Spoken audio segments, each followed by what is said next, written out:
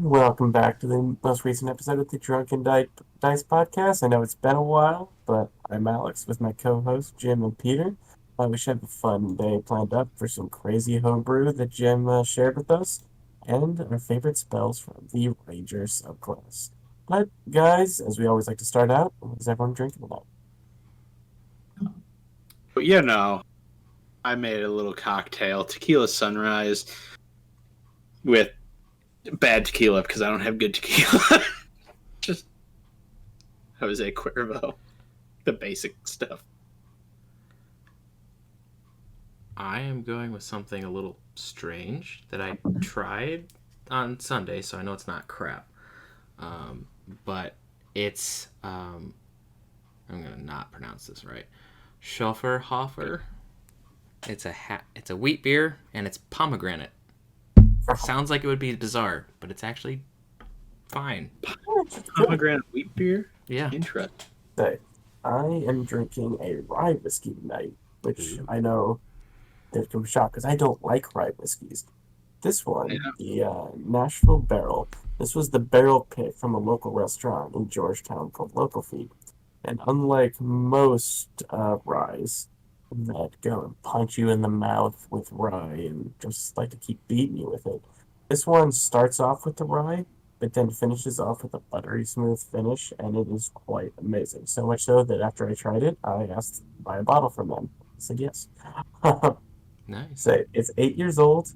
It's 115 proof, and this is barrel 158. I know it's a very, very small barrel, small batch in this, and of course I got barrel 158 out of it. So I very, very much enjoy it. Did you say that small batch, or is it single barrel? It's single barrel, but they only Okay. made enough to do, I think. I think it was 200 to 300 bottles worth. Oh, okay. Wow. Cool. That's awesome. Mm-hmm. Well, it's really good.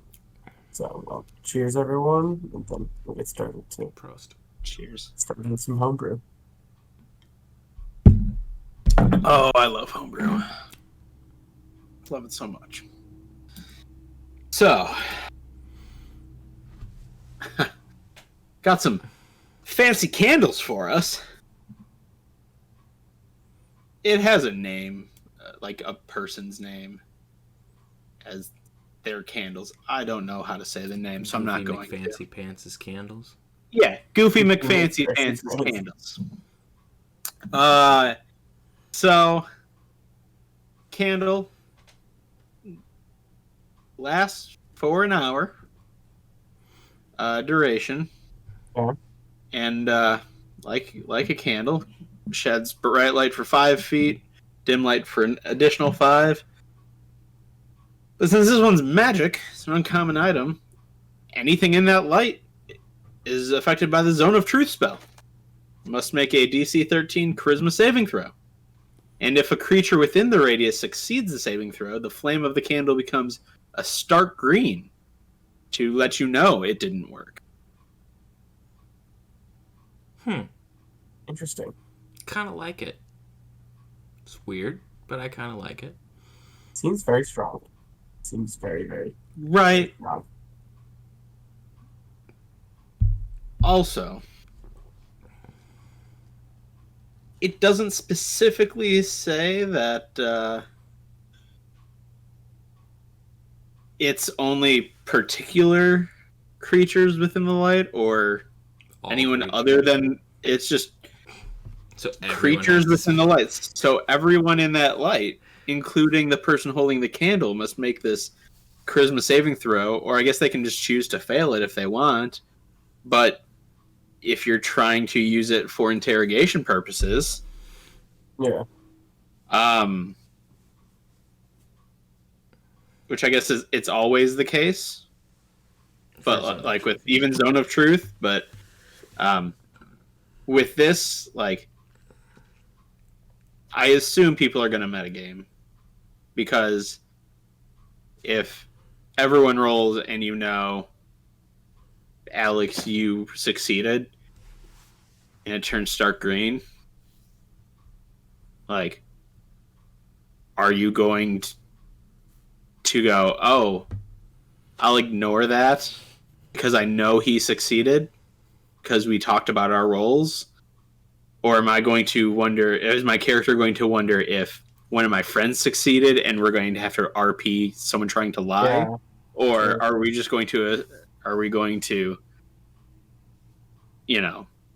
just kind of metagame that to see if any of us succeeded to know if the person we're trying to cast it on? Honestly, what I would try to do with that regard is I would call it to roll, and then everyone has to message me, or if we're at a table, write down the result of your roll, pass it in, and then as a DM, I'll just go, hey, the flame light's great.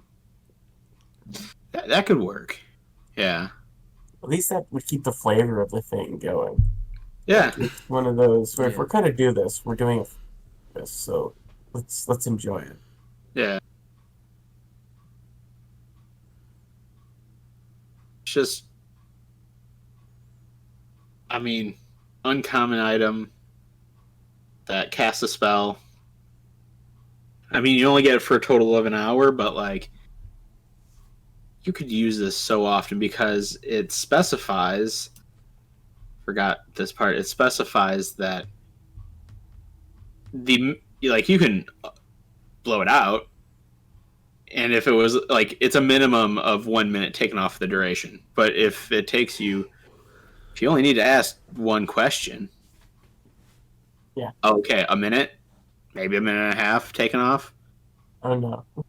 and then you blow it out. Like, so what would normally be a spell slot for the day, you can essentially, if you're only asking one question at a time, 60 questions for, a minute.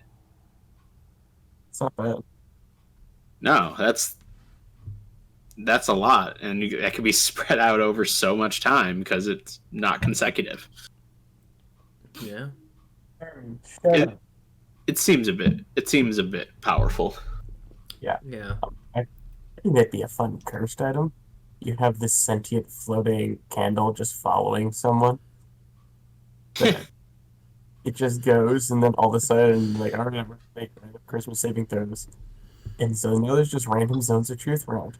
Especially, like, you have your face is like a bard trying to talk his way, and now there's just a candle following him. There. That would You know what? be pretty great, though. I think that could just be fun. If I was going to put a curse on this, wouldn't necessarily be, like, maybe it works zone of truth for that 1 hour. But you're right, it's sentient and it follows you and it floats. It just changes color depending on whatever it hears, whether it's truth or lie. Yep. And you got to use like a dispel magic, wish, or remove curse to get to stop or something like that. And so you just like walk into like any shop and you're like, "Oh, where'd you find this?" "Oh, I bought it at the last town." Turns red, and you're like, "What's that candle about?" Like, it just turned red. That definitely doesn't mean I'm lying. Nope. I would love that. You're just sitting there, and it just does something like that. Then it just goes, and it's not just like, oh, it just turns color. Like, it starts freaking out. Like, this candle just starts doing like wacky shit whenever. Like, it does something where, like, if you lie, where you're like, wait, what the is going on there?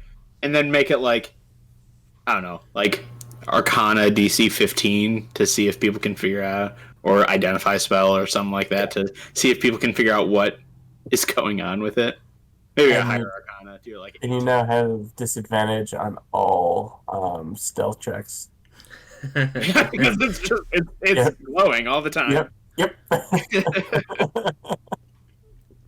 Get caught somewhere. Hi, who are you?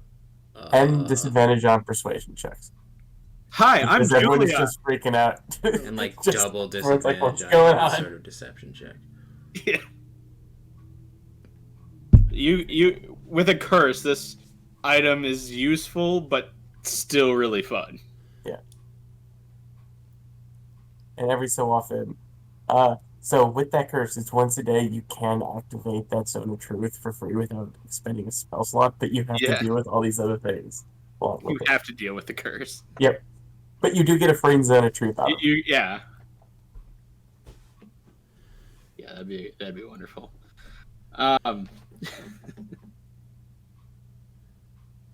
So someone posted a crap ton of variations of the same one because they wanted to see which one is best. And I'm not going to read all of them, but I'm going to read the first version and the most recent second version to see where it started and where it is now. So it's called Ceasefire, a 4th level enchantment spell. Casting time 1 action, range, self in a 20-foot radius, concentration to 1 minute, vocal and somatic components only. So all creatures within 20 feet of you must make a wisdom saving throw or become cursed for the duration of the spell. You and affected creatures have disadvantage on attack rolls made against each other and advantage on saving throws made against each other. A creature can choose to make another wisdom saving throw without the advantage given by the spell at the end of their turn. The spell ends for a creature if they succeed the saving throw after 1 minute, or if you dismiss the spell as an action. Remove curse also ends the effect. So it just makes everyone crap at hitting each other and everyone better at avoiding saving throws. Okay. The most recent version of this, the Ceasefire version 2.1, all the same stuff, but without concentration. Okay. Yep. Version 2 has concentration. I honestly think that's the only difference between version 2.1 and there are a couple other changes. Everything's just in flux. Half of them have concentration, half of them don't. But so 20-foot radius again, wisdom saving throw or be cursed, or they can choose to fail the saving throw if they wish. I mean, I'm pretty sure that's just always the case. Yeah. But invisible creatures affected by the spell become visible for the duration. That's the duration. It does not dispel. It does not dispel invisibility. It just lets you be seen for the duration. So after the minute, your invisibility spell still exists and you become invisible again. Okay. So you and affected creatures have disadvantage on attack rolls made against each other and advantage on saving throws.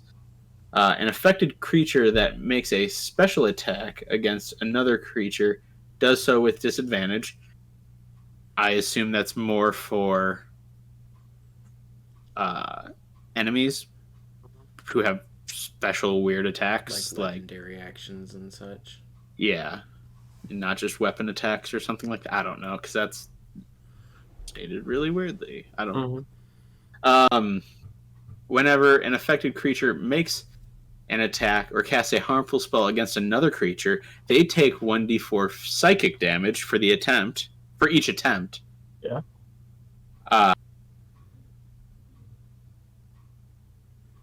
So that's not even succeeding on hitting. That's just attempting. You're taking 2d4 damage. And then the same thing with dispelling, but you can upcast it to 5th level or higher, adding 10 minutes to the duration.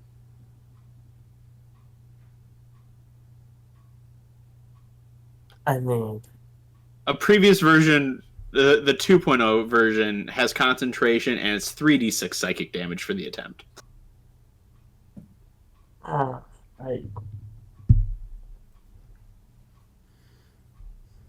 just minus like a couple of very rare times. When would it be worthwhile to even use this? If you're trying to stop a fight? But for a minute? Now people know they've been cursed, and they'll just be mad at you. Yeah.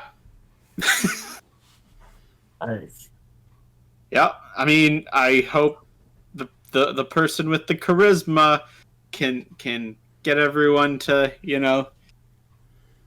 get together in a minute Yeah. and at least come to a ceasefire without the spell. Yeah, Yeah, an actual ceasefire. Yeah, an actual ceasefire, not magically induced. Yeah, this seems. I don't know. It's a little strange. Yeah, I'm not thrilled with this one. This is no exploding banana, that's for sure. No. Exploding line. Wasn't it a lemon? It was a lemon, Yes, yeah. lemon. Yes, exploding lemon. For a second, I was like, I understand the reference. But I feel like it's wrong somehow. It was an exploding fruit that was It yellow. was an exploding fruit, yeah. Almost everything was correct. Just basically it's exploding lemons. It's banana rockets.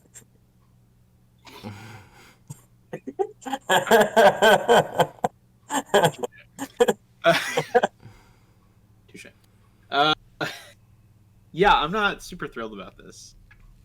Like, one, I don't see too many uses for it. Because it doesn't change the disposition of the people. And you can, I mean, talking is a free action. You can always, and if you're trying to just get a ceasefire, you can use essentially your action to make a charisma check to try to, like, calm people down. Mm-hmm. Yeah. Or if you're at that point, a better spell might even be calm emotion if there's a particular leader who's driving it. Like, there are, if it's spellcaster's anti-magic field. yeah, like, there's so many better ways to do this. Mm-hmm. And if you're just using it to try to delay someone, there's so many other things that you could do. Hold person, which Wall of force, wall of fire. wall of wind. Yeah. Any Like, of these things that you can just make to have an issue. Any area battlefield controls can work in this regard to make a delay. Anything that gives you difficult terrain so it slows them down for you to get away faster. Yeah.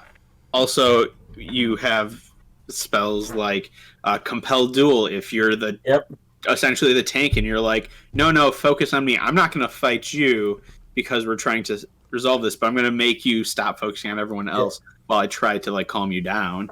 Like, there's that. Like, there are just so many better ways to do what this spell is trying to do. Yeah. And even at lower level, that's more effective, really. Yeah. So, like, yeah, I'm not a fan of this. No, I'm not either. I agree, for what it's worth.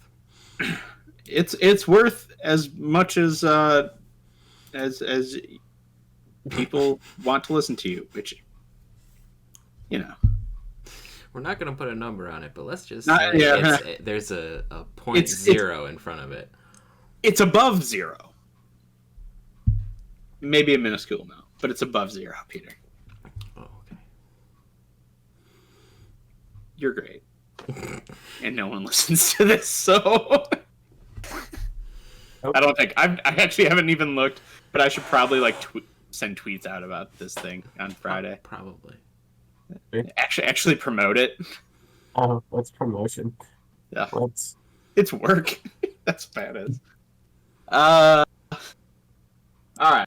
So now we got a homebrew creature. Oh boy. yay? From Harry Potter, your favorite faceless, ghosty piece of shit, the Dementor. Favorite ghosty piece of shit. It's accurate. Yeah. And apparently it's not owned by the poster, and it's available for free on D&D Beyond. Which we know how much I love D&D Beyond and all of that. I don't like D&D Beyond. Because I have all the books physically. Why do I now have to buy them again in D&D Beyond? No. It should allow you to, like, scan a barcode or something. You would think so, but their D&D Beyond is run by a different company. Oh, yeah, that makes sense. Like, it's done by a different company, so they wouldn't get the money Like they have a deal with Wizards, Yeah. but they wouldn't get the money from that scan. They would only get the money from Oh, yeah, fair. you buying it on D&D Beyond. I mean, there's plenty of people who only use digital Why stuff. does So my background look like an acid trip? You know, I think both of us are starting. Yeah, I see it too. Okay, it's not just me. I'm seeing it on my face too. yeah, both of your cameras just started doing weird things. Well, Peter, hey, we're bringing in a new audience. the LSD people. Because our podcast numbers peaked at 11 views in the second episode and is only gone. Cool. Did mine just fix itself? Yes. Yours did. Mine got worse. But it's not me. It is just my background. I don't know. I would accuse you of using a green screen and it being poorly done if I didn't literally sleep on that couch in the background for a while. Mm-hmm. That's Say, this is real. I know that's all real. I don't know. Let me see if that happens. It looks like I have tattoos now. I don't know what this thing. I mean, cool. What if you just cover? Oh, it worked. We just needed some weird color light shift, and there you go. There we go. There you go. Maybe it was when it tried refocusing on your face, because when mine fixed itself, I covered up my face, and then Your face is too powerful. both of our faces broke the cameras. I don't know if that's a good thing or a bad thing. Yes, I have a tricky face. Trippy. Anyway, so Dementors. Yes. Got on some weird. Speaking of faces that break shit. Yeah, faces that break shit. So this is a CR4 creature. So not incredibly high level.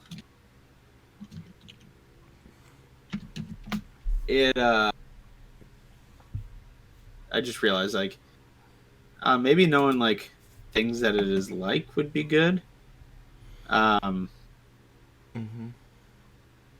Swarm of radiant shardlings. Haven't heard of that before. Right? I just look. That's... Is this 5th edition? No. Is that Pathfinder? All right, SRD, because it's better. Okay, yeah, that was a whole bunch of crap. So we're looking same level as Red Dragon Wormling, a Ghost, an Enten, an Elephant, Black Pudding, Succubus Incubus, Wereboar, Weretiger, Lamia. I love that a wereboar is the exact same thing as black pudding. Yeah. So, armor class 13, hit points 90 or 12d8 plus 36, which is right in the same ballpark. Yeah. I mean, the ballpark is, it's not fairly narrow, but Lamia has a hit points of 97 with an armor class of 13, so not far off. Mm-hmm. Yeah. Let's see, strength 16, dex 16, con 16, intelligence 10, wisdom 14, and charisma 7. Okay. So, nothing crazy. Vulnerable to radiant damage. Resistant to poison, thunder, bludgeon, piercing, slashing from non-magical attacks that aren't silvered. Immune to cold, necrotic. That makes sense. Yeah. It's medium undead. I was about to say, it's basically dead anyway, so. Yeah. Immune to charmed, exhaustion, grappled, paralyzed, petrified, poison, and prone. I mean, can't knock a ghost prone or grab it. Yeah, I mean, all that kind of makes sense. Mm-hmm. Blind sight, 60 feet. Passive perception is 12. The language isn't new in life, but it doesn't speak. Does anyone know Harry Potter lore? Were Dementors people before they were Dementors? I don't think they were, no. They're magic creatures. Yeah, They're- okay, so that's kind of weird. They should probably speak, like, some language, but probably one of those exotics, like Abyssal Abyssal or something. or... That's Abyssal was the one that I was thinking. Yeah, something like that, instead of... Because this implies that they were once living creatures who are now Dementors. Yeah, that's... As I recall, that's not how that Yeah, works. they're not Nazgul. They're Yeah. their own things. Even though they may have looked like them in one of the films. Second one? Prisoner of Azkaban. Yeah. Third. Yeah. The third. And Yeah. they seem very clearly ripped off. Oh, yeah. I mean, in the later stuff, they're not as But- much, but... Like, I don't think they even speak at all. Mm-hmm. I think you hear, like, whispers and stuff as they're getting close. But it's just like noises, right? It's not. Yeah, actual it's talking. it's basically It's dissonant hissing whispers. and stuff. Yeah. Yeah. And since they bring up your memories, your Yeah. terrible memories, you're just hearing things in your own head. Because they're just Yeah. like magically forcing you to relive your trauma. Yeah. Yeah.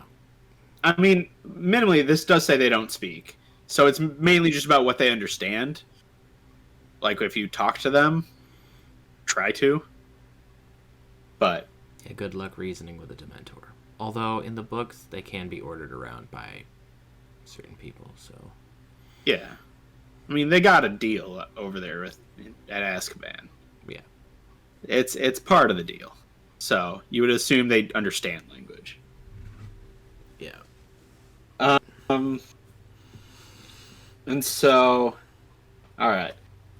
So they have an aura of cold and sadness. Keep Padme away.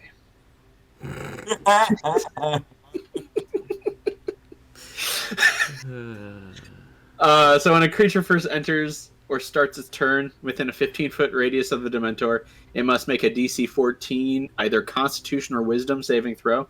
Pick one at a time. Interesting, you get a choice there.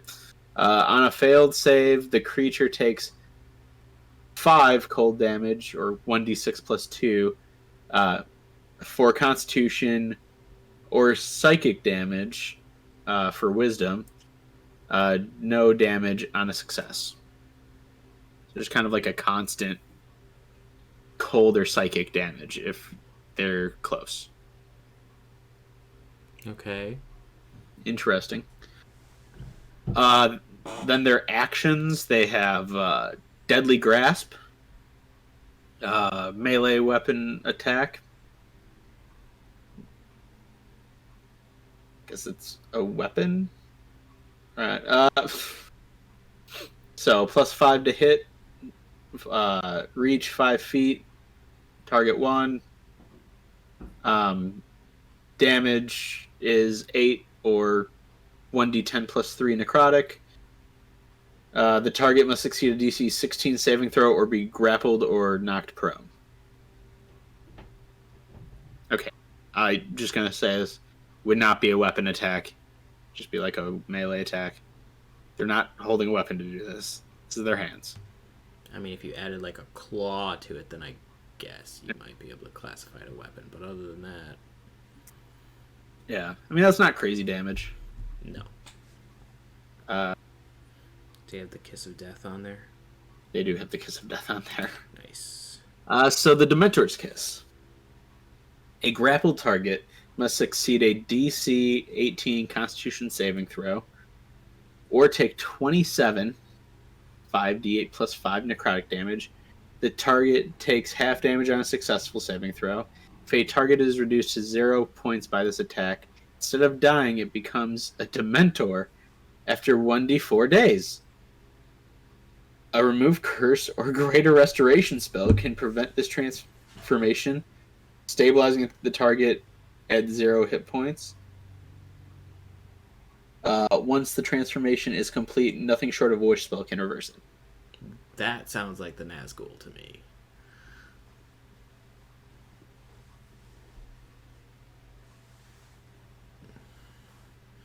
Like, that's not how it works in Harry Potter. Like, your soul gets sucked out and you're dead.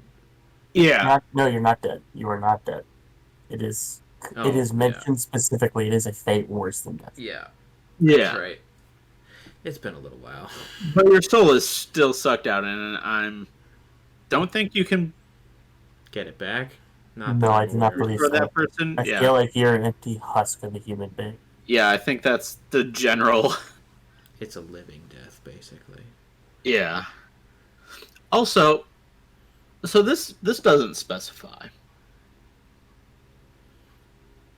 You're just reduced to 0 hit points. So that's when you're doing death saving throws. Mm-hmm. Yeah.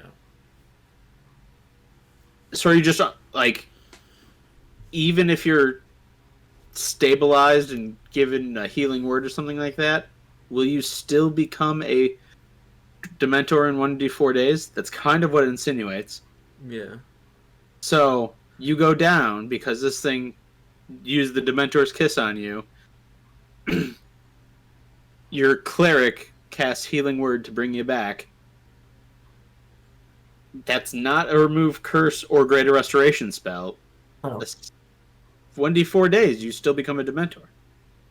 You were reduced to 0. Yeah. That's how vampires work. Which are already a thing in the game. Yeah. Also, I don't think have that strong of an ability. No.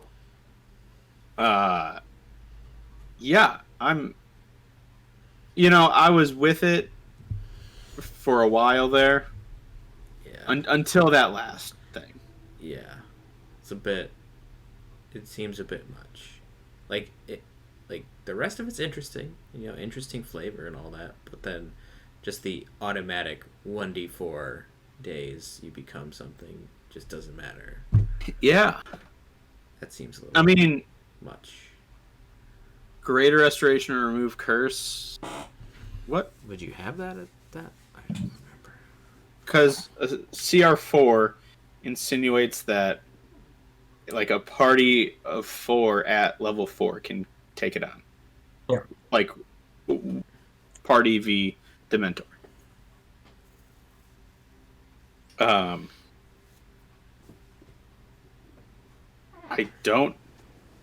trying to quickly look it up if it's a 3rd level aberration spell for remove curse.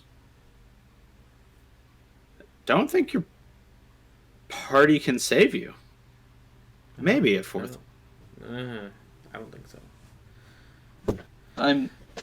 This is where my not playing and just DMing, I forget at what levels people get what level spells.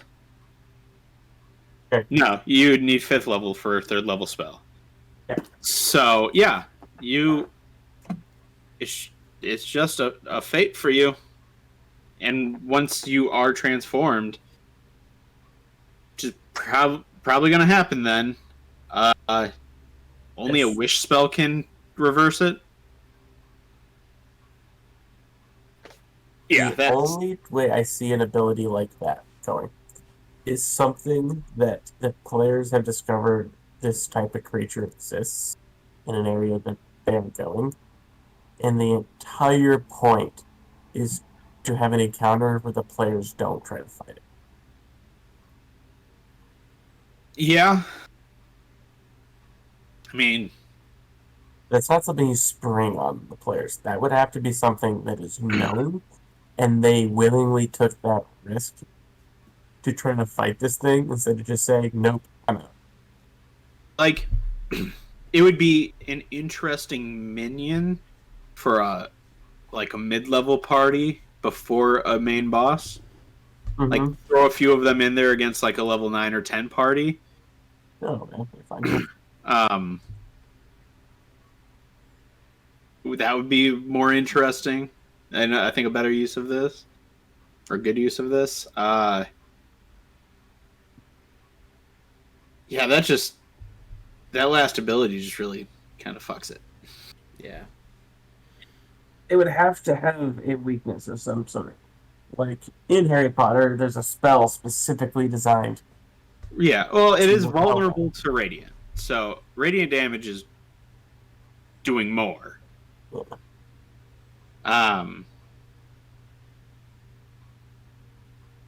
I mean, yeah, and either. Sacred Flame. I mean, if you're homebrewing monsters, you're probably homebrewing other stuff. There might be a homebrew spell that they learn about from a local cleric that basically only works on these things, or a magic item to keep them away from you or something like that. Yeah. But Ooh, you have like an orb that gives you like an orb protection around you for an hour, and you have to get through a dungeon in that amount of time. So now you just have the time, like they're like the insta kill sort of setting that you have this time. The clock is ticking. Don't dawdle, because if you don't, these things can attack you. Or you can add another magic item that can remove the effects. Magic chocolate. yeah, But you just make it expensive. So you could do Yeah. that too. Just make it so it's not only a wish, not only like it's not super abundant. It's expensive, but something is there for a party to like buy from a local cleric or temple. yeah. Yeah, So that would be better than just like, well, if you're a lower level, you're kind of up shit's creek. So Low level, fuck you. you know. and yeah, and potentially like a protect from evil and good to prevent the transfer, like prevent that from happening in the first place. Mm-hmm. I mean, that's only good against one person, but you throw that on your front line, I could it works up to 10 minutes for that I would fight. say that would work. You give up so protection. Yeah, I mean, it already gives advantage against saving throws against relevant effects, and I would it's not quite a possession, frightened or charmed, but like I'll accept it.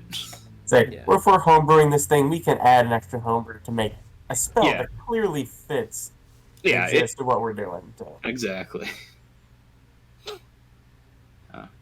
Interesting. If the person who does own it ever watches this, way to go putting on something easily on D&D Beyond, right? Good for you. I hear it's a great website. Never going to use it. That's it. That's all I want to say to that person. You've heard everything else I want to say. So, moving to a ridiculous level. 9th level evocation spell. Armageddon. Casting time 1 action. Okay. Range, self. Verbal and somatic components only. Okay. And duration 1 action. You choose one of the effects to activate. You summon a 120-foot high firestorm within 60-foot radius around you. The firestorm remains for 3 turns, and on the end of your turn, it deals 8d6 fire damage to everything within the storm but you, and obscures the vision for every creature within the storm or looking into the storm but you. The fire burns everything that is flammable and that isn't being worn or carried. After 3 turns, the firestorm ends. Okay. Or you can choose up to 5 creatures. You then summon a 120-foot high firestorm within 60-foot radius of you, and the firestorm lasts until the beginning of your next turn. On the end of your turn, deal 8d6 fire damage to everything within the storm, but the up to 5 creatures you chose and you. It obscures everything. Basically the same effects. So it's just for 1 turn, and you can protect your You can friends. protect people but do less damage. Yeah, Or you can just hurt everyone and do more damage. Yeah, because you're getting essentially you're getting everything flying, and a 60-foot radius, so 120 feet diameter. Like you're gonna have friends in that. So protecting them from 8d6. So far, this spell is sacrificing damage to hit all the things. Yeah. Okay. So then, the following effect happens no matter which option you choose. On the beginning of your next turn, after the storm ended, you and any chosen creatures, if you decided to cast the second option, begin to levitate. This effect works exactly the same way as the spell Levitate, but it does not use any spell slot and does not require you to keep concentration. The ground in the area then crumbles and breaks away, opening a 300 foot deep chasm. All creatures that are standing on the ground fall down, taking the normal falling damage upon hitting the ground, but as necrotic damage instead of bludgeoning. The creatures falling hit the ground on the end of their next turn. Creatures on the edge of the chasm must make a DC 22 Dex saving throw in order to grab the edge and not fall down. I rescind my previous statement. It got ridiculous. Yes. It was like, yeah, this is okay, and all of a sudden, what the? Oh, shit. So essentially, that's max fall damage. Yeah. Yep.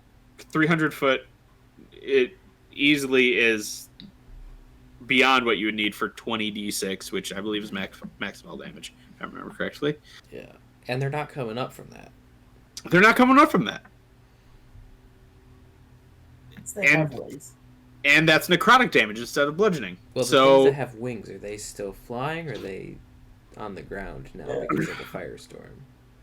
I would assume something flying would remain flying, because it doesn't specify that it doesn't specify that it knocks them prone or incapacitates them in any way. It's just everything that's standing on the ground falls because the ground just breaks away into this 300-foot chasm. Hope you didn't do this somewhere important. Right? Middle of That's the just town 120-foot sinkhole now that you have. Yep. I mean, this sounds like a great story for somebody's lore, world building for a later campaign. It's like these. This seems like a mythological event. Yeah. That you're in your party either have like a vision of or hear stories of some like demigod or something like that, some hero of the lore. To be fair, a level like 20 character is, I mean, 19, 18, having level 9 spells, they are basically mythological characters. Yeah, no, I'm just saying, like, I don't know if I'd want them using it because of the ramifications, but I think this thing existing is cool, just because I could hear the stories and the tales of the great, let's say, Lobar the Mighty, just being surrounded by the 3 liches and necromancers and their horde. He's surrounded, all looks not, and then casts this one thing, and just fire and drops them all. Yeah. First of all, just want to call this out a little bit. It says warlocks can know this spell. Level 9 spell. They can only go up to... I didn't think warlocks got level 9 spells. Something. I know warlocks have an ability to do weird stuff. They definitely get 5th level spells. That's the highest level spell. No, they have ways to get higher. They do. But I'm just saying, 9 is one of them. I don't know. I have never seen a warlock cast a level 9 spell. So that's because it's their magic arcanum. Yes, they can. Oh, they can. At 17th level, they get to choose 1 9th level spell slot for the arcanum. Okay, so they could, in theory, do it. Now, I hear what you're saying about this being mythological, and I think that really that has to come from the fact that there's a now 300-foot deep chasm. Yes, that's the big part of it. Um, There's now this chasm that exists.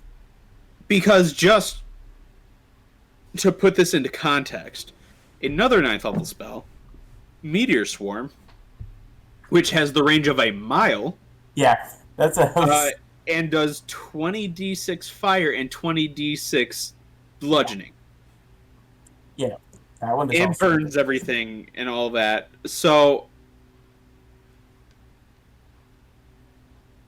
thinking that's on 4 different points you can see within range, 40-foot radius spheres.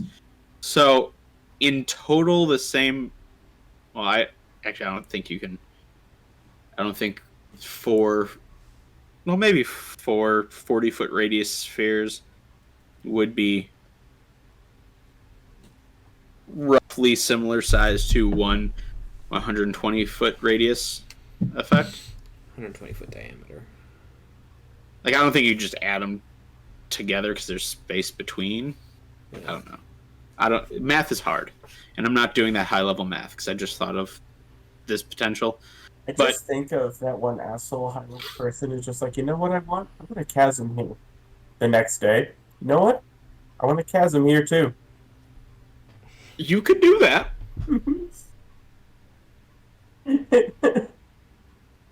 I'm just saying, like, I like the spell, honestly. I do I too. like it a lot. I do too.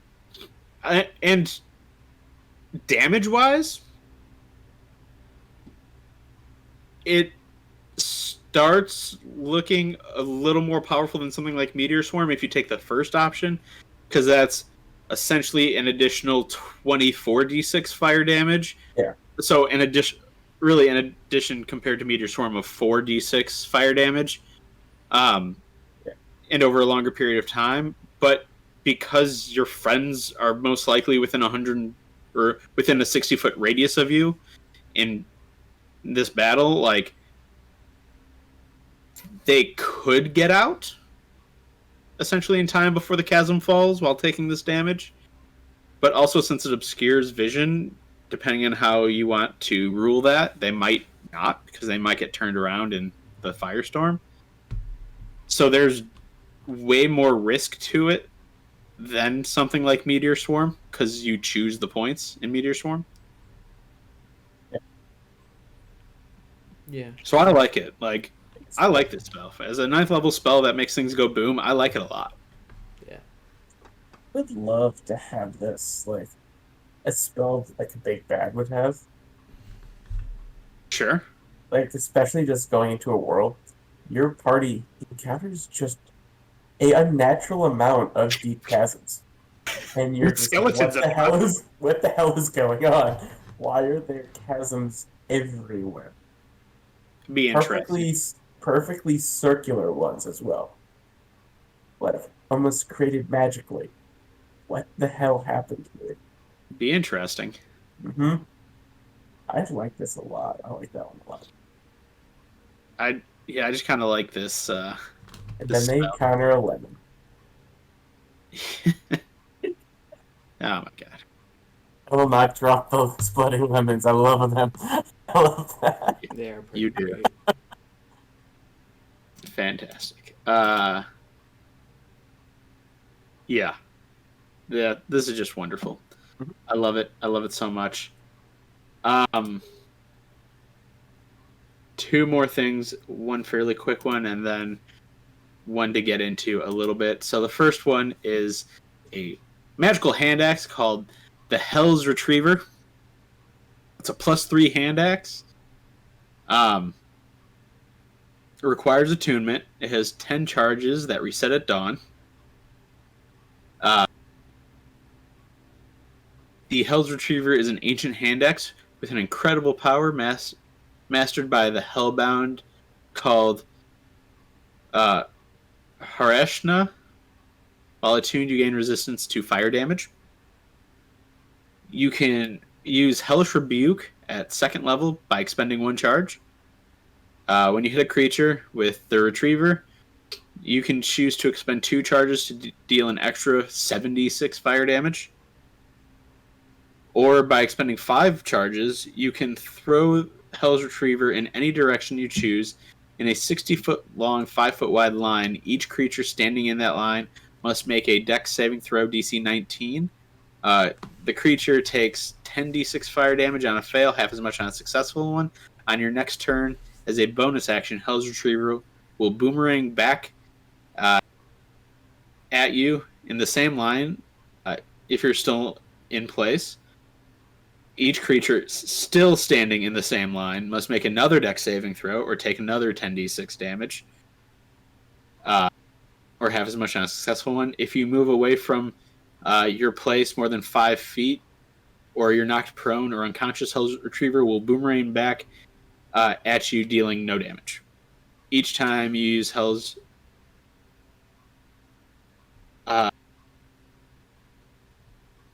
apparently there's another one called Hell's Redeemer, which they did not link, or they just forgot what they named this weapon. I'm guessing the second one. So each time you use Hell's Redeemer...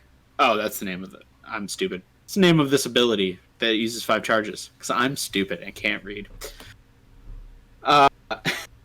You must... We should go into the spells. I think you've had enough homebrew for the day. It's just all kind of over. Yeah, I was just reading quickly. So you must succeed a DC 15 Wisdom saving throw on the end of your turn, or be affected with short-term madness. See madness in Chapter 8 of the DMG. Interesting. Yeah, so I mean, you want to use something super powerful on there? You might go mad for a little bit. Fiery Mjolnir? There you go. And this is like legendary in attunement. It's cool. I like it. Yeah. Yeah. It's cool. Like, especially if you're going in game, you've either gone to Avernus for something, or you're doing something in Avernus, and you find this in Avernus. Yeah. That would be cool. I agree.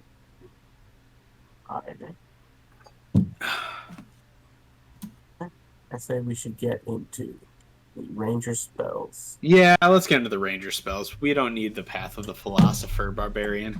That will lead with that one next time. Yeah. I feel that will go on a tangent, and we're already an hour in. We're saving that one. All right. So Ranger spells. We're not quite an hour in. The timer started early. Yeah, the timer did start early. Close enough. All right. So, getting into level 1. Hunter's Mark. Yep. Hunter's Mark. Yep. But also Goodberry. And because Goodberry. Food. I've never played in a game that was super focused on making sure you have enough rations, things like that. That's not fun. And even with that, when I was, the DM was like, oh, you can spend this much money for enough food to get to the next place. Like, okay. So it was just like, we'll pay some silver or gold or whatever. Like, no big deal. Now that I've been playing Celasta, oh my god, Goodberry is so necessary. It's ridiculous to have to try to keep finding, going for food and crap, especially if you're searching for something that has a general location of where it might be, and it might take 2 days to find the thing you're looking for, which happens when you're trying to find these hidden things in Celasta, where they're like, this gem might be over here somewhere, and you walk around there for a few days. Oh my god, Goodberry is wonderful. I love it so much. I restarted the game when I started one without a ranger because I forgot about it, and I was like, never mind, I'll take a ranger. Screw the rogue, I'm taking the ranger. Fair enough. And speaking of things rangers do really well, level 2. That's what that is. Yep. We're cruising through these. When we agree, and they're they're the best because they're the best, and we all know they're the best. Yeah, they're the Uh, best because they are the best. right, like, I'm sorry. Level 2 spell that gives you a plus 10 to stealth checks. You can't Yeah. be tracked except by magical means for, like, the party? Yeah. Oh no, we have to stealth, and you have disadvantage? Screw it! I'll give you a Who plus 2. cares? Fighter in heavy armor, or cleric, paladin, take a plus 10. With disadvantage, just, you're fine. Yeah. Because of following the actual rules, nat 1 on a skill check is not a crit fail. So you still have a chance to pass your You perception. still have a chance to pass your stealth Mhm. with disadvantage because it's Minimum 11. minimum 11, yeah. No, that's not true. It depends if you have the negative modifier index, but I don't know who would do that. But it is theoretically possible. I'm sure there's someone who's done it.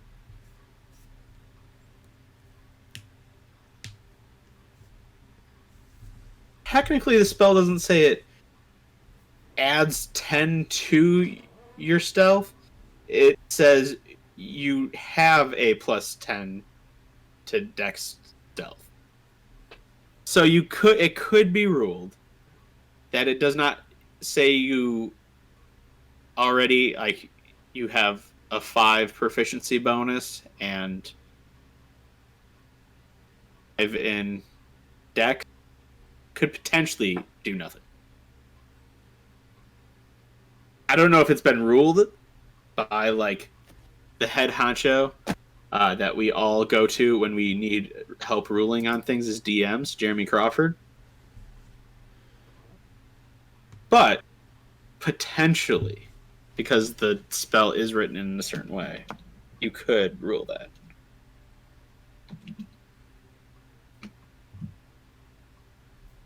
You tweeting him now? I am seeing if it was already asked. There are quite a few questions about this spell. Because it's ridiculous. One was, does it allow you to hide in plain sight? No. Because of the bonus being so high.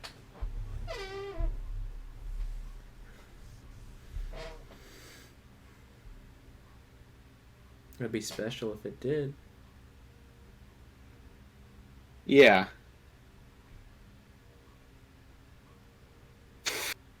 Camera's getting trippy again. Oh no. I'm making him. Oh my.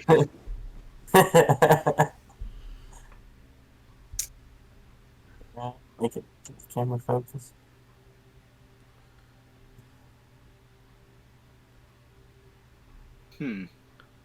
Okay. And one of the things was like, oh, here's how I want to homebrew this spell to lessen it because I can't deal with this.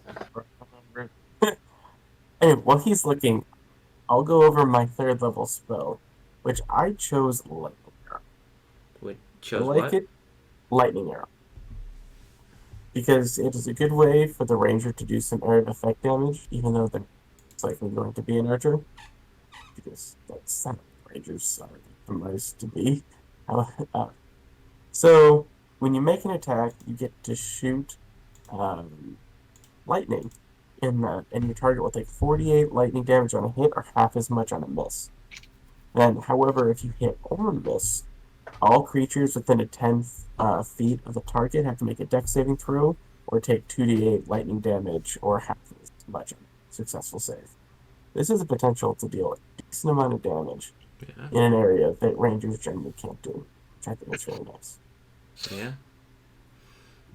And because you cast the spell and you still have to do a ranged weapon attack. Oh, and the casting time is a bonus action, by the way. So you can do attack, cast this. Your next attack is this, and then you can attack again. So you don't even lose any of your action economy. Nice. For this. I think we've talked about this spell before, but I went with Elemental Weapon. because it makes makes your weapons magical. So if you're dealing with, it's like you're hitting something or shooting arrows at it, it's like, oh look, it can't get hurt by non-magical damage. Screw that, my weapon's now magic. So like you get to choose the kind of damage. It's +1 to attack rolls, and it deals an extra 1d4 damage of the type of effect that you choose, and it can increase if you decide to cast it at higher levels. So it's a concentration spell though, which kind of sucks, but other than that, it's not a bad spell. Right.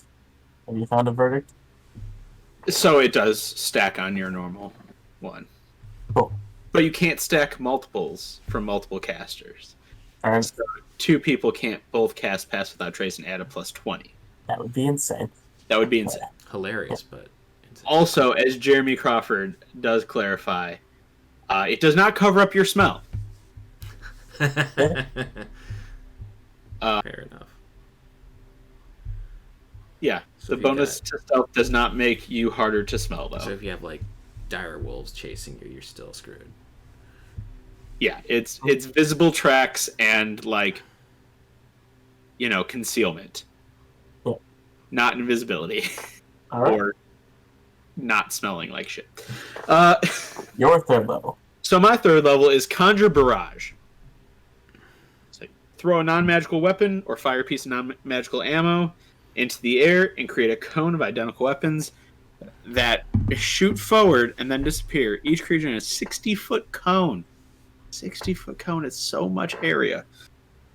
Must succeed a dex saving throw or take 3d6 on a failed save, half as much on a successful one. The damage type is the same as that of the weapon or ammunition used as a component. Which also means if you have a poisoned arrow and you use that, as long as it's not a magical thing, it is identical, and you can stack I would say you could stack those effects because it's non-magical. It's actually exploding tip. If it's not magical, Yeah. Yep. Yep. Oh god. Oh god. I mean, a lot of that stuff is not in D&D officially. Recently with the Akashas, you have been having the actual thing with firearms. You do. Like, you have a feat and everything about it, so. Well, I mean, firearms have been in the Dungeon Master's Guide the whole time. But you should be able to break up something for exploding arrows. Fire. Just like a little, powder pouch at the end of it. Just. I mean, like a fire arrow or something. That's easy. But exploding, I don't know. I'm just taking a thing of a powder attached to the end of the arrow, so when it strikes, it just goes boom. Yeah. I don't think that particularly is something spelled out in the book. Yeah. It's something you're gonna have to homebrew a yourself. little bit, or use something from DM's Guild. Yeah, it's out there. So going to the barren wasteland that is level 4 for Rangers.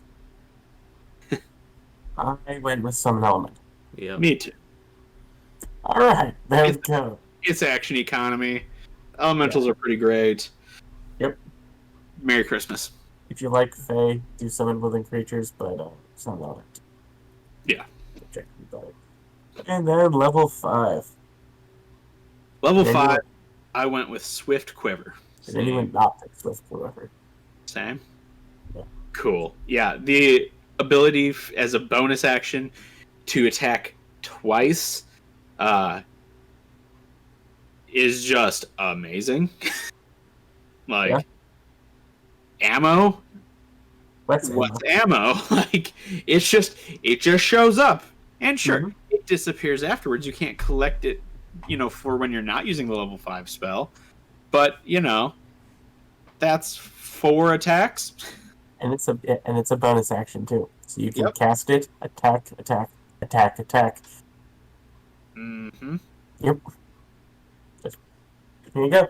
Some fun. And I love the material components. You need a quiver. Yep. I will say, I the because it is range touch, so you can cast it on someone else. If I remember correctly, with the fighter in their starting equipment, they get 20 arrows. Yeah. No mention of quiver. Mm-mm. They just get 20 arrows to put wherever they want, I suppose. So you might have to buy your fighter a quiver if you're going to use it on him. Yeah. What's it got in its pockets? What is a pocket but a small quiver? Exactly. This picture in my head of this fighter, he's like has a little thing, but he doesn't using a bow. He's using like an arrow and just like launching sticks with it. He's like, Yeah. he has a quiver for him, so he gets this and is just like, yeah, just the fire trying to throw it. That's the ridiculous thing. He gets a bow. He gets arrows. He does not get a quiver. The ranger gets a quiver. It specifically says a longbow and a quiver of 20 arrows. Just typo or just hilariousness? Hilarious. Hilariousness, I hope. He just literally pulls him out of his ass. You know? Right? Storing in the old prison pocket. Get some necrotic damage with that.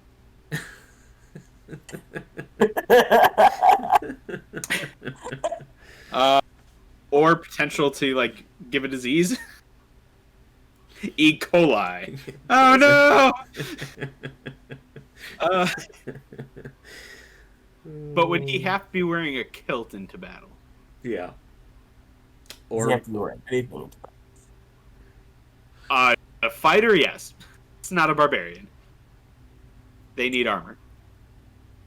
They should have. They should have armor. Need it. I guess you're right.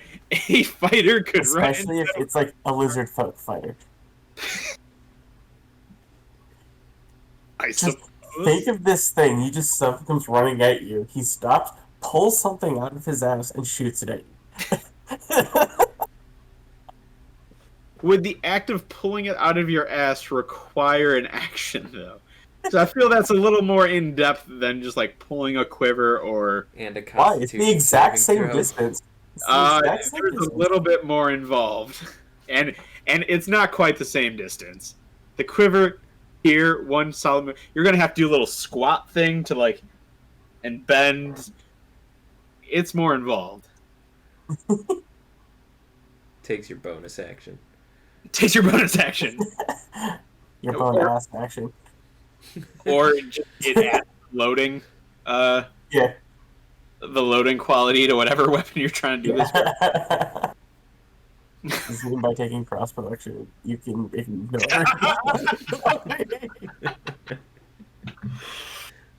Yep. I mean, if you go that way, I now suggest you don't go that way because that's.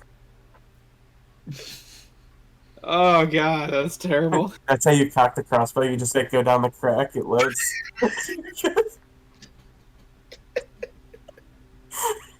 Oh no.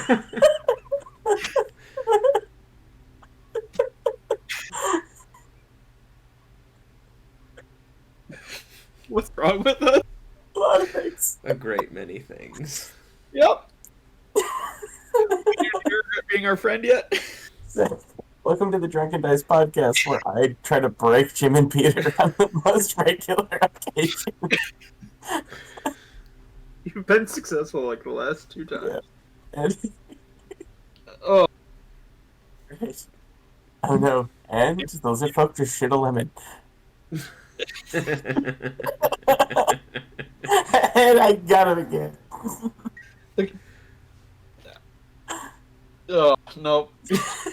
Nope. Oh boy. As your DM, I will never allow this. I don't care how crazy and fun my games get. No.